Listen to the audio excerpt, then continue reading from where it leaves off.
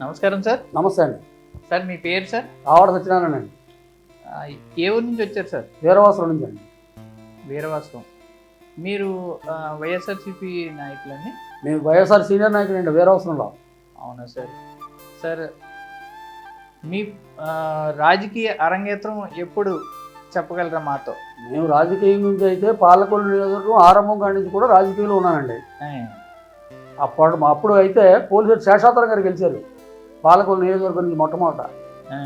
అప్పటి నుంచి కూడా మేము రాజకీయంలో ఉన్నాను.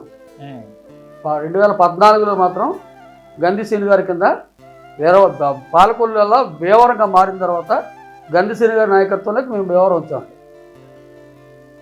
అప్పటి నుంచి మేము అంటే అంతకు ముందు కూడా చేసాం కాంగ్రెస్ పార్టీ కింద. తర్వాత గంధిసేని గారు నాయకత్వంలో మేము వైఎస్ఆర్కి వచ్చాము.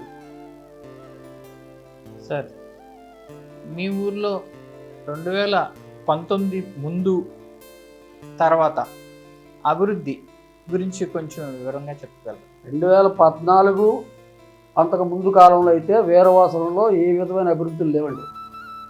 19 తర్వాత కరోనా వచ్చినా ఎమ్మెల్యే గారి నాయకత్వం మీద ఎంతో కొంత అభివృద్ధి చేసుకుంటూ వస్తున్నారు. ఇప్పటి వరకు కూడా ఇంకా జరుగుతున్నాయి కూడా.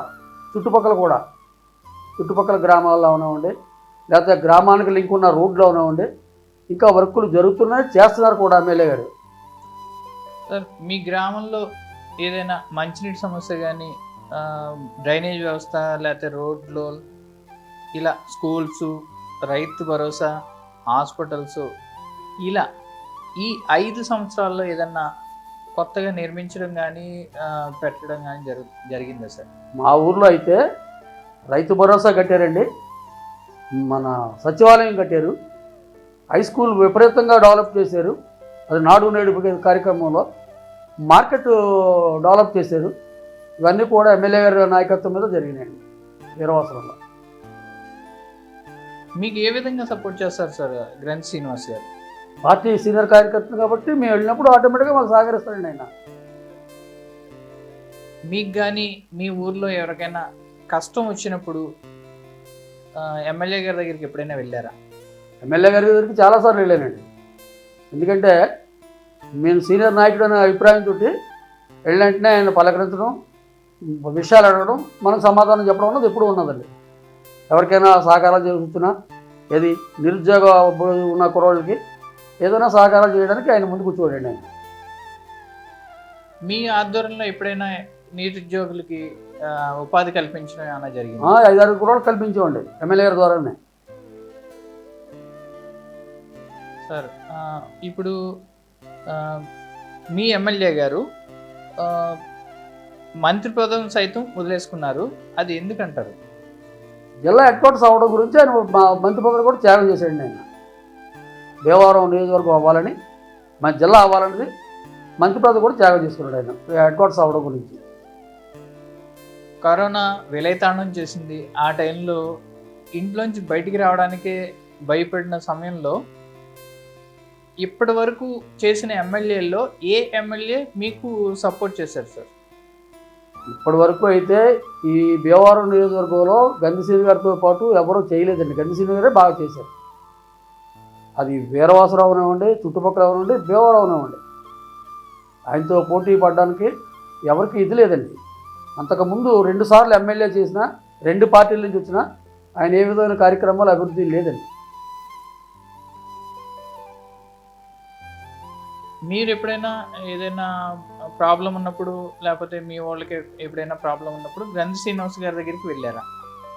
ఇంకా సీనియర్ కార్యకర్తకి ఎప్పుడు వెళ్తూ ఉంటామని చెప్పారు కదండి. అది ఏదైనా ప్రాబ్లమ్స్ వెంటనే సాల్వ్ అయిపోయినాయా?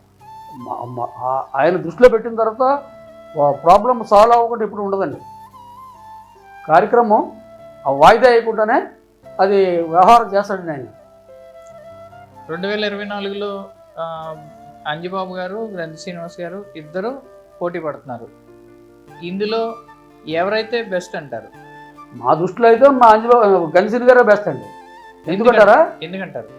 ఎందుకంటారా నాయకుడు అనేవాడు ప్రజలకే ఉపయోగపడే కార్యక్రమం ఉండాలండి. అంతేగాని గెలిచిన తర్వాత కార్యకర్త వెళ్ళినా, నాయకుడు వేరే ప్రజలు వెళ్ళినా పేపర్ అడ్డెట్టుకుని ఎవడొక చూపించి నువ్వు కార్యక్రమం చేయమంటే కుదరదు కదండి. ఒక నాయకుడే సమాధానం చెప్పాలి. అలాంటి సమాధానం చెప్పగల మగాడు గన్సీలు గారు. గతంలో ఏదైనా మీకు ఆ అంజబాబు గారి వలన చేదు అనుభవం గన్సీలు గారు, మంజుబాబు గారికి బీఆర్పీ మీద పోటీ చేసినప్పుడు, కాంగ్రెస్ తరపున పోటీ పెట్టినప్పుడైనా మేము అహర్నిశలు శ్రమపడి గెలిపించిన తర్వాత కార్యకర్తలు కానీ ప్రజలు కానీ వెళ్తే సమాధానం చెప్పకుండా పేపర్ అడ్డెట్టుకొని చిరునవ్వు నవ్వుడు అంతవరకేనండి. ఏ విధమైన అభివృద్ధి కానీ ఏ విధమైన కార్యక్రమం కానీ ఆయనకి చేయలేడు కూడా. సార్ మీ గ్రామంలో ఎంతమంది ఓటర్లు ఉంటారు సార్? ఒక 12,000, సుమారుగా 12,000 మంది ఉంటారండి. మీ ఎమ్మెల్యే గారికి ఈసారి ఎంత మెజారిటీ ఇవ్వగలరు? బాగా మెజార్టీ వచ్చిందండి 2019లో. ఆ మెజార్టీ మీద ఎంతో కొంత మెజార్టీ ఈ ట్రిప్ వస్తుందని మేము ఆశిస్తున్నామండి. వస్తుంది కూడా ఆయన చేసిన కార్యక్రమాల వల్ల. Okay sir, thank you sir. నమస్కారం సార్. నమస్తే అండి.